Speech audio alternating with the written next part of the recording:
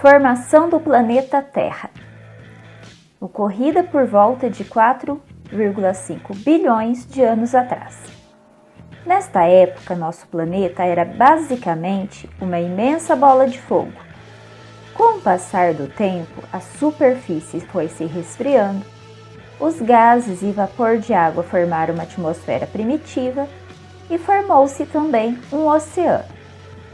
Milhões de anos se passaram até surgirem as primeiras formas de vida, que foram bactérias.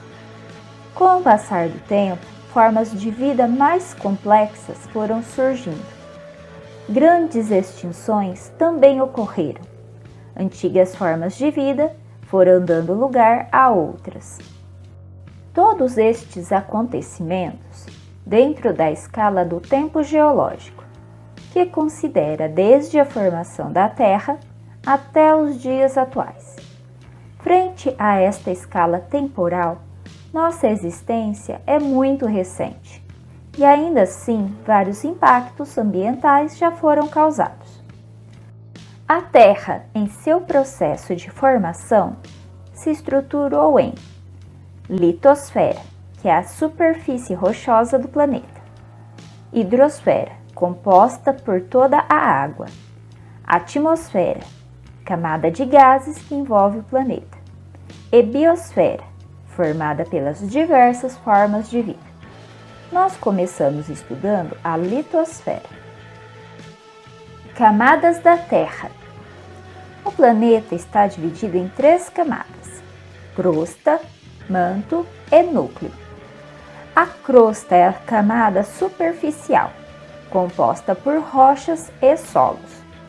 É a parte que se solidificou no processo de resfriamento do planeta. A crosta terrestre encontra-se dividida em grandes partes, denominadas placas tectônicas. O manto é a camada onde circula o magma, por meio dos movimentos de convecção. Em contato com o núcleo, que é ainda mais quente, o magma se torna mais leve e sobe. Na parte mais superior, o magma perde temperatura, se torna mais pesado e desce. É este movimento de subir e descer que recebe o nome de movimento de convecção. Este movimento desloca as placas tectônicas e, consequentemente, tudo o que se encontra sobre elas. O núcleo é a camada mais interna, composta principalmente por ferro e níquel, e com temperaturas elevadíssimas. Dentre as 3 camadas, destacamos a crosta terrestre, pois é nela que se desenvolveram as sociedades humanas e são obtidos os mais diversos recursos, dentre eles os minerais. Lembrando, os minerais são corpos naturais e cristalinos, de composição química bem definida. Já as rochas são agregados sólidos de um ou mais minerais, sendo classificadas em 3 tipos de acordo com a sua formação. Tipos de rochas: magmáticas, formadas pelo resfriamento do magma. São exemplos de rochas magmáticas o basalto e o granito. Sedimentares, formadas pelo acúmulo de sedimentos, que é o material que se desprende de outras rochas, ou de matéria orgânica. São exemplos de rochas sedimentares, o arenito e o calcário. Metamórficas, formadas pela transformação de outras rochas, submetidas a elevadas temperaturas e pressão. São exemplos de rochas metamórficas, o mármore e o gneiss. A superfície terrestre, como conhecemos, foi moldada por forças internas e externas. Forças internas e externas que modelam a superfície. São forças internas, o tectonismo, o vulcanismo e os abalos sísmicos. O tectonismo se refere ao movimento lento e constante das placas tectônicas. Este movimento é responsável pela formação de falhas geológicas e de cadeias montanhosas, como a Cordilheira do Himalaia e a Cordilheira dos Andes. O vulcanismo é a atividade pela qual o magma é expelido para a superfície por meio dos vulcões. Também é resultado de movimentos tectônicos, uma vez que o magma expelido é resultado do derretimento de rochas quando uma placa tectônica afunda sob a outra. Este magma se acumula em câmaras magmáticas e é expelido ao encontrar falhas e fissuras. Lembrando, enquanto está no interior do planeta, a rocha derretida é chamada de magma. Ao ser expelida para a superfície, passa a ser chamada de lava. Os abalos sísmicos, ou seja, os terremotos, são resultado da liberação de energia que se forma no contato entre duas placas tectônicas. A intensidade dos terremotos é medida pelo sismógrafo e é classificada pela escala Richter, onde quanto maior o número, maior a intensidade. Quando ocorre na crosta oceânica, estes abalos deslocam uma imensa quantidade de água, que ao se aproximar do continente, formam ondas gigantes, os chamados tsunamis.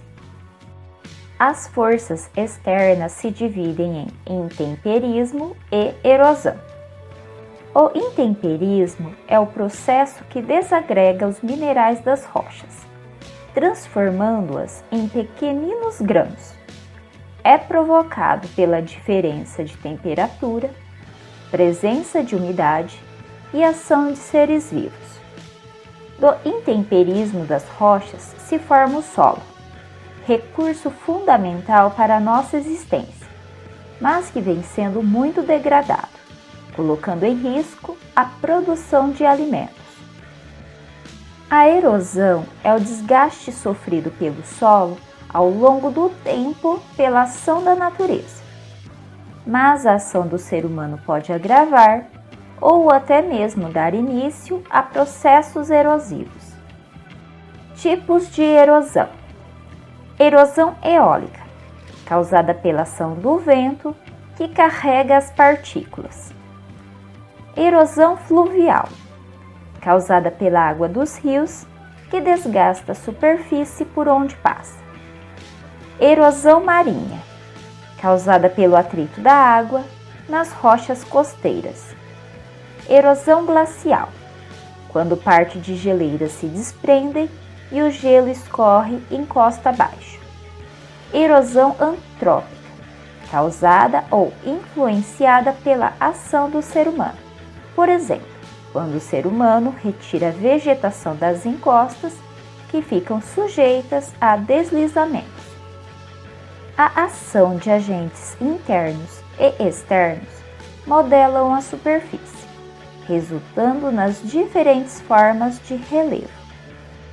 Lembrando, o relevo se refere ao perfil da superfície terrestre, suas irregularidades, formas e diferentes altitudes. As principais formas de relevo são as montanhas, os planaltos, as planícies e as depressões. As montanhas são as maiores elevações da superfície.